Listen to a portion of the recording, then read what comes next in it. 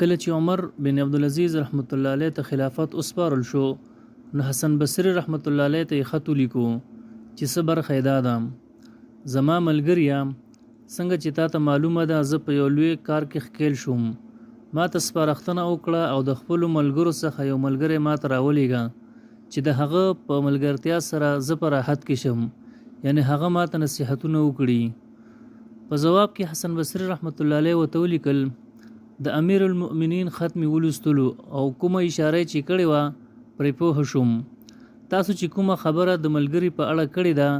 یعنی په ملګرتیا سره زه په راحت کې شم نو پوه شه چې څنګه سړی ته غواړي هغه ته هیڅکله نه نږدې کېږي او ستا څخه به لرې ګرځي کوم خلک چې ستا نزدېکت خوښوي کومو ته چې ته اړتیا نه لرې نو هغو په ملګرتیا سره به هیڅ راحت ونه مومي او کومه خبره چې د نصیحت په اړه تاسو کړې ده نو پوه شه چې کوم سړی د الله څخه ویریږي د هغه څخه ټوله نړۍ ویریږي او څوک چې د الله څخه شرمیږي هغه څخه مخلوق هم شرمیږي